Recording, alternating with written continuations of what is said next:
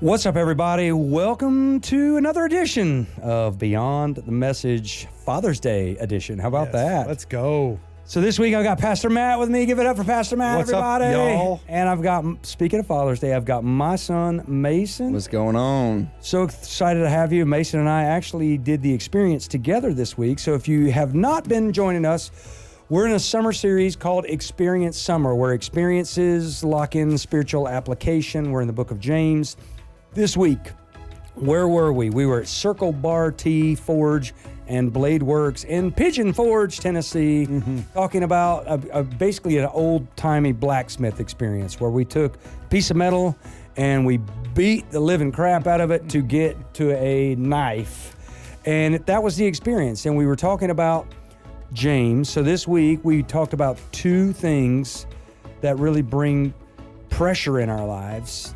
And James is talking about these two things don't come from the same source. So we really this week, and it's an interesting kind of, I don't know, decompression day podcast from this week's message. And if you didn't get a chance to watch it. Talked about trials and temptations, something universal everyone deals with, especially men. And I kind of equated to, hey, men sometimes feel like a piece of metal that we get tried by fire, and then after the metal's heated up, the hammer process begins, and boy, we don't like that, but there's something very powerful about that blacksmith process, to heat something up and to form something into something useful. And so that's kind of where we're at. So Pastor Matt, we'll start with you. You're a dad. You listen to the message, James chapter 1, 12 through 15, blesses the one who perseveres under trial, but also it talks about temptation. It uses the word enticed. That's a bait, fishing term, lured by bait. And James is like, hey, listen, one of the most important truths that we learn is not all pressure comes from the same source, and not all pressure's really all about the same purpose. Very applicable. You could feel the message this week because all of us deal with trials and temptations. So what was your take on it? You know, it's interesting. The guys that won, I talked to two of the guys that won the experience. We gave away an experience every service, and two guys came up to me and they were like, I don't know if I'm going to be able to do that. If Pastor Brent Mason said it was hard. That one guy, if he's listening, you need to just It was super hard. Go buy the knife from the shelf because it was He rough. was like, I don't know if I'm going to be. I'm like, just try it, man. But it really did put in perspective. You know, you said trials are not proof God has left you. His presence is with us in the fire. I did like that. Nobody wants to be the piece of metal. Pressed on all sides, like you mentioned, and the heat. Nobody wants that. And then nobody wants the hammer to form us into the way we want it. We just want a super comfortable life. But I did love that when you were like, hey, listen, these trials and these temptations, you said it, especially for men, that does not mean that women don't get tempted, but man, the devil wants to erode the family life. He wants to have the men fail because, when the man goes to church, when the man leads the household, the percentage is unbelievable for the whole family to fall in love with Christ and live their life for Christ. And if he can get the man to separate from that, but when you mentioned, your favorite was Shadrach, Meshach, and Abednego, and, God was with them in the fire. We just got to understand that yes, we're getting pressed from all sides, and, money and time and work and, the stress of leading your family. Yes, we all feel that, but God is right there with us all the time. We don't listen to the devil, listen and trust our relationship with God. So I thought that was a great first point for me. All right, Mason, you and I have done a lot of experiences together. Let's see. We rappelled the waterfall together. We did the beekeeping together. Yeah. The blacksmith, this is kind of behind the scenes, was our first video. Yeah. So what was your take on that experience? I'd never done that before. Yeah. You kind of knew it. I thought it was way harder than I thought it would be. Well, I wasn't even in there yet, and you guys already picked what I was going to hit before I even got in there. The bigger knife. Yeah, so he's hitting the little tiny rebar, and I'm hitting the huge railroad tie. And my arms were cooked, literally, like in the first 2 minutes. The dude's like, one more.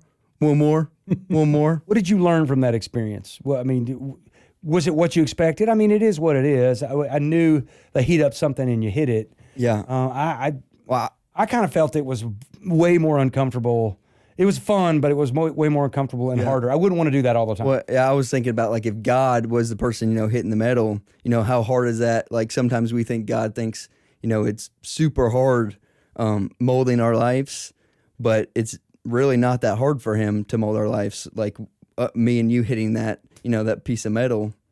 Yeah, it's funny because I kind of used it in the message. It's like we think when the hammer process begins in our life, and whatever that is, there's a lot of molding and shaping. What did I say? It was like the let me see. I had a lot of message, but I used the hammer of disappointment teaches perseverance. The hammer of waiting, I hate to wait, teaches patience. Criticism. And I kind of said, the hammer comes, nobody enjoys it. The blacksmith strikes it repeatedly, not because he hates it or he's angry at it or he wants to damage it, but he wants to see what it becomes. And I got that because when I was hitting that and they're saying, hit it hard. And I'm like, I'm trying. Mason's like swinging it like, dude, that guy was super trusting. Inch away from you is. Well, I didn't want to be a wussy, so like I didn't want them to come help me. Well, I eagerly did when I'm hitting it. It's not like you're going to go to a Pigeon Forge experiences where you're just going to go break something. Yeah. What do they call that? Rage room. Rage room. Yeah. We have a guy in our church that owns one of those. And I'm hitting it, and I started tentatively, and the guy's like, no, you got to hit this harder.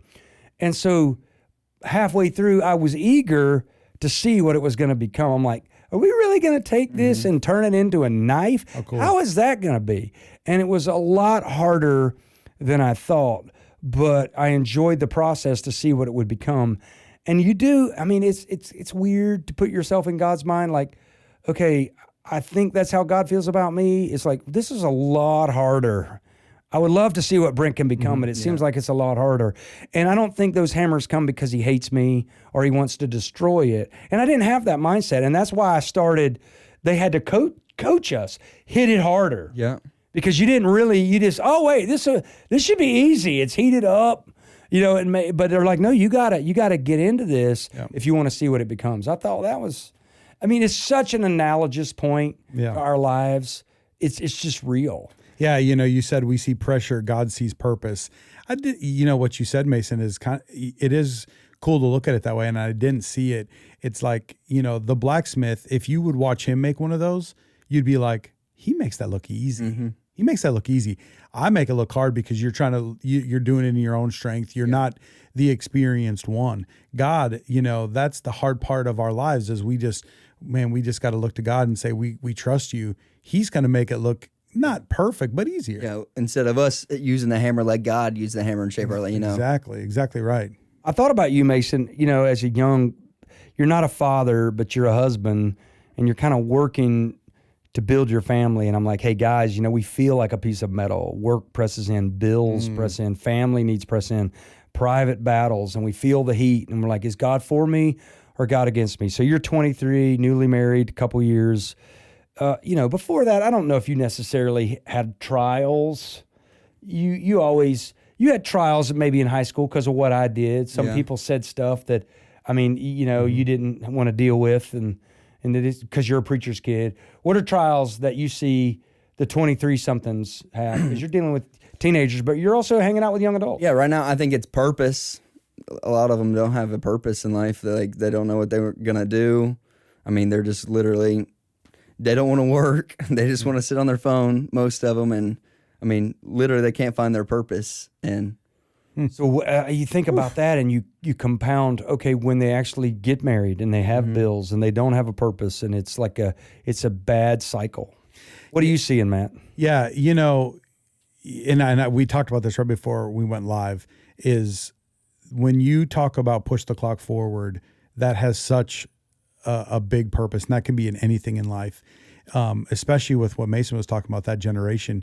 If you push the clock forward in 5 years and you're 23 living in your parents' basement. Now listen, if you're going to school and you're trying to save some money up and you've got a plan, that's I'm not dogging anybody, but if you're living there and not working and you push the clock forward 5 years, that's going to be a big time struggle, especially if you meet somebody and trying to get a career going, with the push the clock forward. Now, and I'll get personal real quick. I think you talked about temptation and trials. We're going to have trials, all of us, and we're going to be tempted But if we don't push the clock forward on things before we act on temptation, that's when we can really get into the fire if we're not careful. And I won't go elaborate too much, but I told you the story of, me and my wife, we struggled. I was away at work all the time. She was at home. She nagged that I wasn't home enough. So I stayed at work longer because I didn't want to hear the nagging. And there was this endless cycle. We got to a point where we were like, should we get a divorce? And for those of you that know me and my wife, I love my wife. I mean, she's unbelievable, and our marriage is so healthy right now. But there was a time where we laid in bed and I said, should we get a divorce? Waiting for her to be like, are you crazy? No way. She went silent and didn't say anything. And I was like, oh my, maybe it's going to happen. That week at church, and I don't know if you knew this, we were sitting in church and you were talking not about marriage, but you were talking about sin. And you said, we've got to push the clock forward on any situation. And so I did that in church. And I'm talking about, all right, I have to start over. I'm going to have to get a new girl. Well, maybe she'll love me the way I'm supposed to be. All right, well then money. Gosh, I'm going to have to pay mortgage and probably get an apartment. And I'm pushing the clock forward on all these things. And it wasn't until I said to myself, well, a lot of kids have divorced parents. They can go to one or the other. But then I was like, my kids are going to call another man dad someday. And that made me cry in church. And I reached over and I grabbed her hand and she looked at me and I'm crying in church. And if we can push the clock forward before we act on temptation, I think we can save ourselves from a lot of the fire and a lot of the pressure.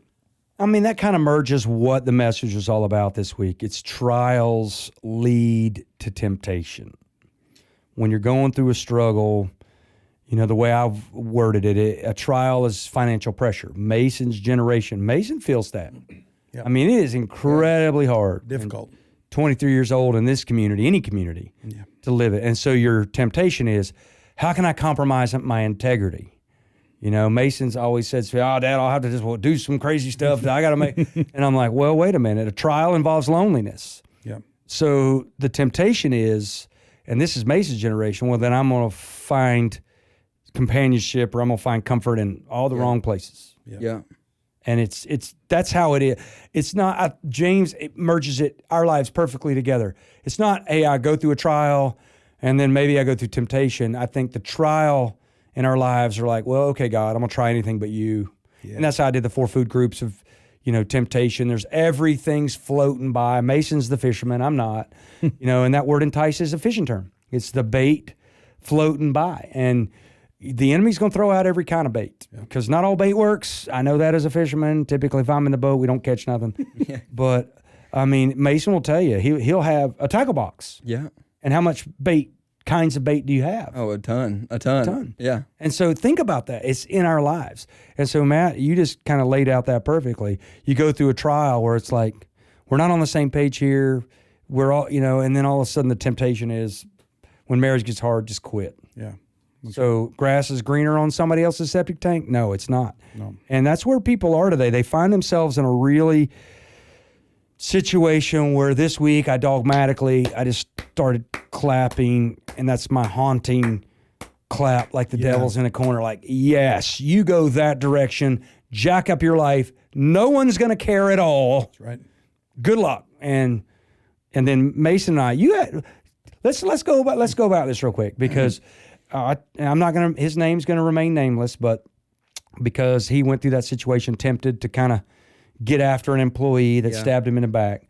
And so he's like, hey, Brent, if you fall into temptation, you're going to lose your world, man. You're going to lose it all. I was going to ask you about that. And then Mason, how did we bring that I up? don't know. We just got done mowing one day. Such a random, well, gee, Mason, thanks for that pressure. I think when we both mow, we both have a ton of thoughts because we sit there, and mow. But how did you even get to that point where you would tell me, Daddy, if you screw up your life, my life's screwed up? I don't know. I think we was just talking about life, and then I just told you must have said something like that, and I was like, well, if you did something, bad, this community's going to hate me and I'm going to have to, I'd move out. Mason's like literally with tears says, I would have to move, Dad. I would. I mean, people would literally. Golly, I'm going to go the golly, or that's pressure. Golly, yeah. If everybody in this community was Jesus, then I guess we'd all be in hell, And that is a good point for sure. The pressures, everyone's got a little different pressures for sure. I think it's what makes iron sharpening iron such an important verse.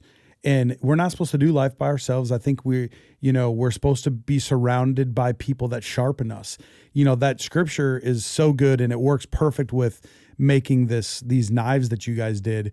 But when you do iron sharpens iron, like think back at the days of the medieval knights, and there was a way that when their swords like hit each other, and the same as like sharpening a knife right now, is there's a way to do it that it will sharpen it like super sharp. But there's a way that if you try to sharpen somebody, if you're in a relationship, maybe someone that's not a godly person, and they're trying to quote unquote sharpen you, if you hit metal on metal in the wrong way, you're going to damage it. You're going to chip it. You're going to dent it.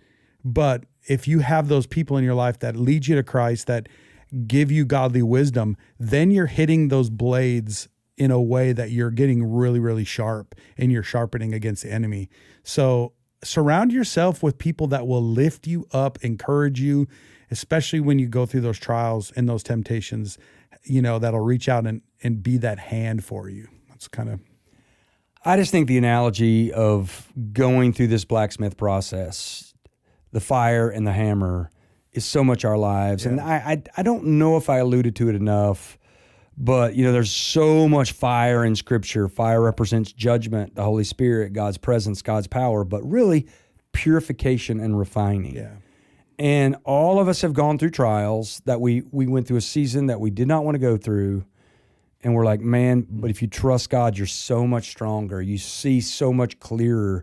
There's more purpose.